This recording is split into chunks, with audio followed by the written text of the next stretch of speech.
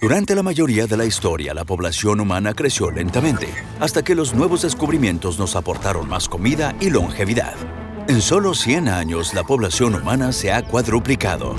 Aunque en su momento produjo visiones apocalípticas de un planeta superpoblado, el pico de la tasa de crecimiento en realidad se alcanzó en la década de los 60. Desde entonces y a medida que los países se industrializaban y desarrollaban, las tasas de fertilidad han caído. Ahora se espera que la población mundial se equilibre en unos 11.000 millones a finales de siglo.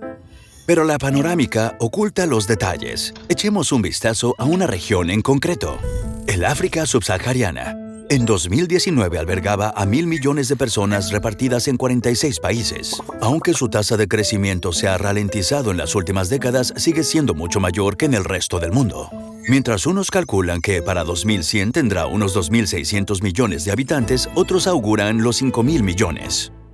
Semejante crecimiento es un gran desafío para cualquier sociedad, pero es que además el África subsahariana es también la región más pobre del planeta. ¿Por qué está condenada el África subsahariana? ¿Cómo pueden variar las previsiones en 2.400 millones de personas? Como siempre, es complicado. El África subsahariana es un concepto inventado y de poca utilidad en muchos casos. Botsuana está tan lejos de Sierra Leona como Irlanda de Kazajistán y tienen prácticamente lo mismo en común. Pero sin generalizar un poco, el video duraría 1 hora. Además, para elaborarlo, hemos hablado con muchos y diversos científicos que no se ponen de acuerdo en muchos puntos, principalmente en cuanto afecta la fertilidad a la pobreza. Aunque nos hemos esforzado mucho para resumir la investigación y sus opiniones, nada debe creerse a pie de juntillas, y conviene consultar nuestras fuentes en las que lo analizamos con más detalle. Bien, volvamos a alejarnos hasta la perspectiva global. Hace unas décadas, muchos países de Asia se encontraban en un punto similar al del África subsahariana de hoy. Mucha población vivía en la pobreza extrema y las tasas de natalidad eran muy altas. Fijémonos en Bangladesh. En la época de 1960, las mujeres tenían una media de 7 hijos. El 25% moría antes de llegar a los 5 y de los que sobrevivían, solo 1 de cada 5 aprendía a leer y a escribir. La esperanza de vida rondaba los 45 y la renta per cápita era una de las más bajas del mundo. De modo que, a principios de los 60, Bangladesh comenzó un programa de planificación familiar basado en 3 pilares. 1. Educación, para ayudar a cambiar la actitud de las mujeres. Cuanta más educación, menos hijos se querían y se convertían en madres más tarde. 2. Sanidad, para disminuir la mortalidad infantil. Así los padres deseaban menos hijos, ya que podían esperar que sobrevivieran. 3. Anticonceptivos. Al llevarlos incluso hasta las zonas más remotas, su uso pasó del 8% en 1975 al 76% en 2019. En conjunto, estas medidas ralentizaron enormemente el crecimiento poblacional. Si en 1960 las mujeres tenían una media de 7 hijos, en 1995 fueron 4 y en 2019 bajó a 2.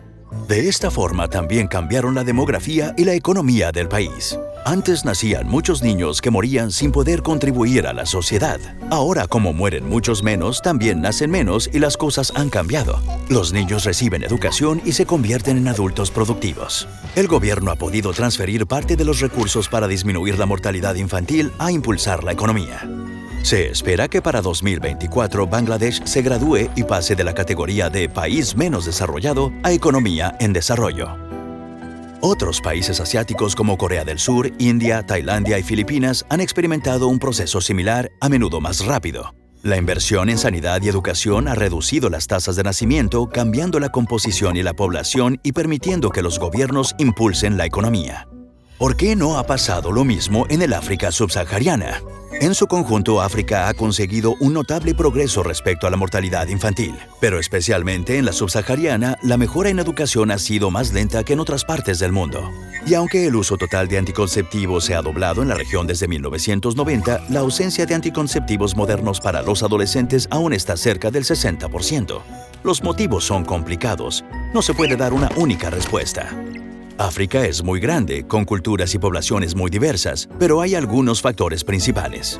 Hasta hace solo unas décadas, muchas naciones subsaharianas eran colonias y han pasado por duros periodos de transición hasta la independencia.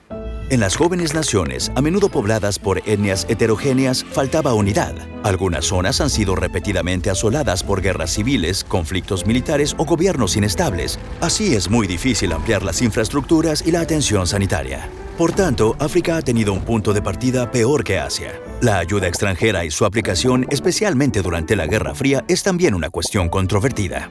Pero es un tema demasiado complejo para resumirlo en unas frases, por lo que le dedicaremos un video en el futuro. Y por último, hay aspectos culturales que dificultan las charlas sobre la planificación familiar en África. Los opositores dicen que intentar reducir la fertilidad es inmiscuirse en la cultura y la tradición, pero evitar hablar de un problema no ayuda a resolverlo. No todo lo dicho se aplica a todos los países de la zona. Después de todo, se trata de 46 países, algunos con muchos problemas, otros que ya están floreciendo, todos distintos y con obstáculos únicos. Si el crecimiento demográfico continúa al ritmo actual, el África subsahariana podría llegar a más de 4.000 millones de personas en 2100. Bien, ¿y qué se puede hacer?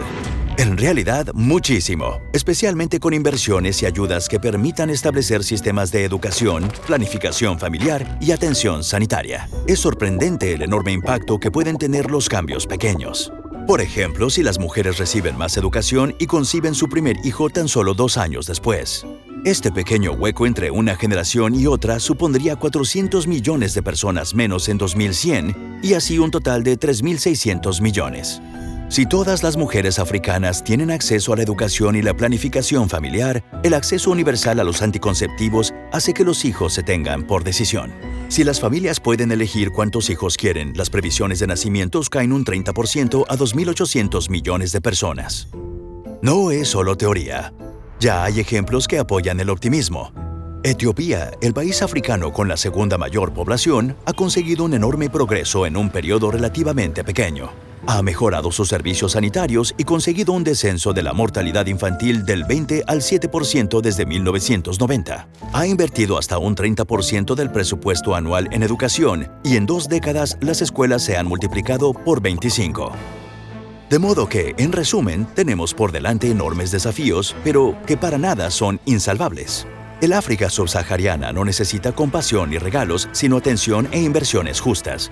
Es una región llena de recursos, cultura y potencial.